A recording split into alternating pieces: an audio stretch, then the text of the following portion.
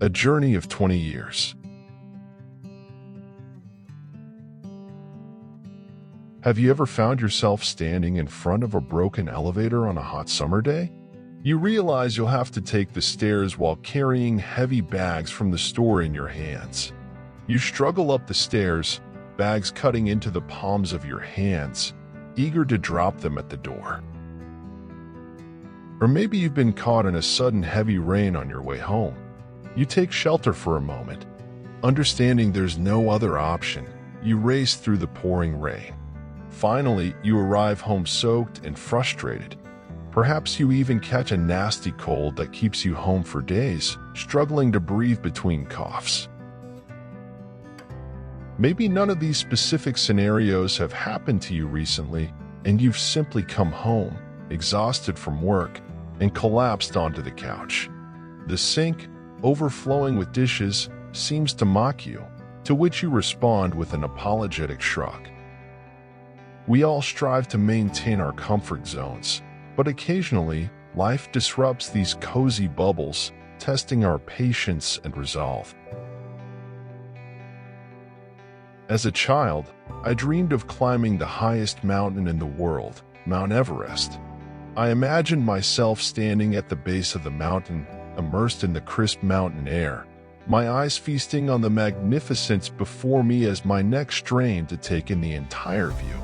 Everest, a colossal summit, concealed in a cloud curtain, eternally covered by a white blanket. One day, many years later, I saw an interview with an experienced mountaineer who had successfully conquered Everest at the age of 60. My heart raced as I envisioned myself embarking on a similar heroic quest. I wondered, could I endure a few days of grueling climb to stand on the top of the world, gazing at the most amazing view on Earth? As the interview progressed, my romantic notions began to waver.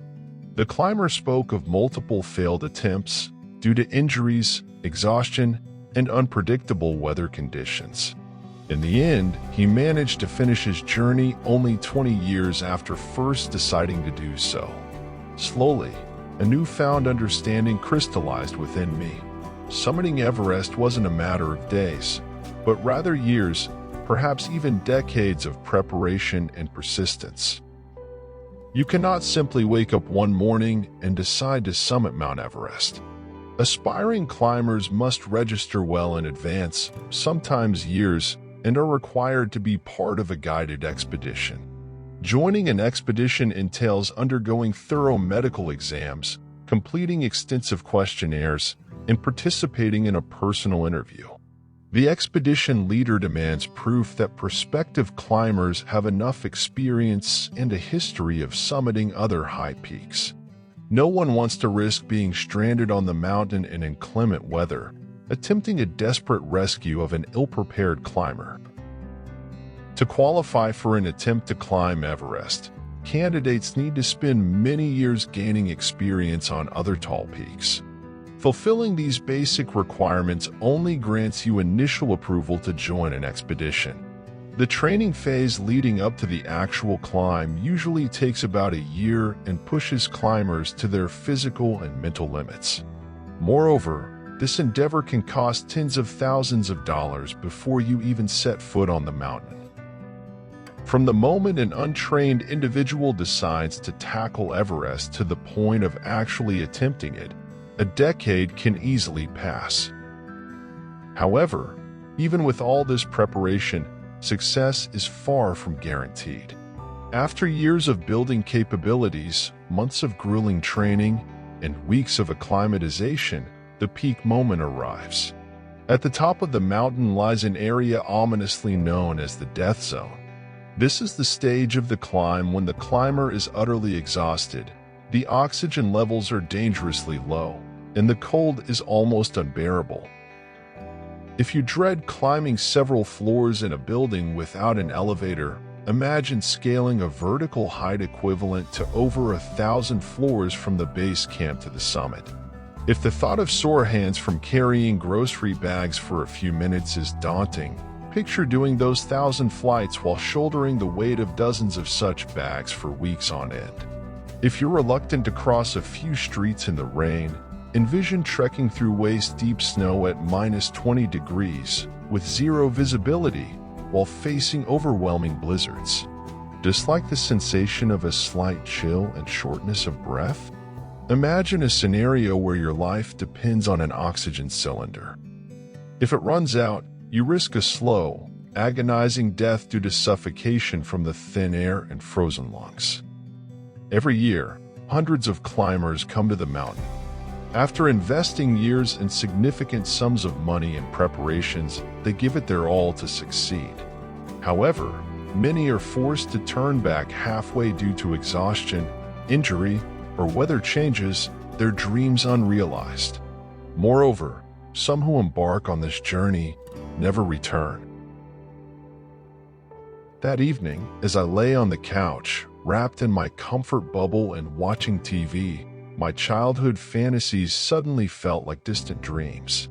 I remembered the dishes in the sink that had been there for 3 days. I thought about how most days, I barely muster the energy to get out of bed and start my day. The notion of climbing that towering monster called Everest seemed like a childish thought of a delusional man. What on earth compels someone to sacrifice years of their life and tens of thousands of dollars to endure brutal conditions and unimaginable pain for a goal that's far from guaranteed, and that might even cost them their life?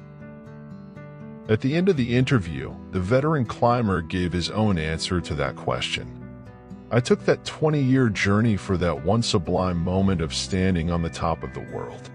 Until my last day, I will be able to say that after enduring what seemed like an impossible journey, I finally did it. There's nothing in the world that compares to this feeling. That final sentence made me smile. Perhaps I wasn't entirely crazy for wanting to experience, even briefly, that extraordinary sensation.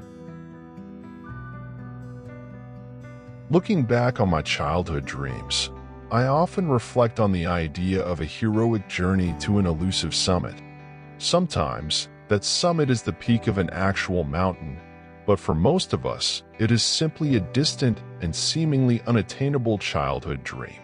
I have no doubt that standing on the summit of our dreams is a unique experience.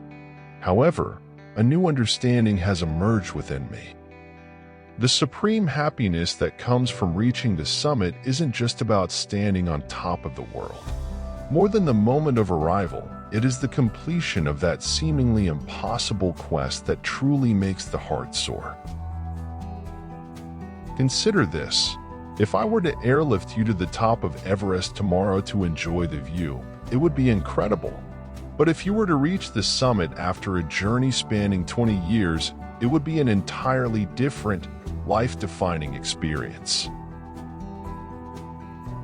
The decision to rise each morning and climb toward an almost unreachable summit stems from motives deep within our souls. On the way to the top, we seek answers to our most fundamental questions about ourselves and the world. This desire to reach the promised summit pushes us to our limits and confronts us with inner demons hidden in the deepest parts of our souls. During the climb, we look toward the summit. We hope it holds the answers to questions that have haunted us for years. This hope drives us to break free from our comfort zones, get off the couch, and endure the extreme discomforts of the climb. Along the way, each of us must discover what deep need called us to embark on this journey and whether the peace and fulfillment we seek truly await us at the top. What about you? What is your Everest?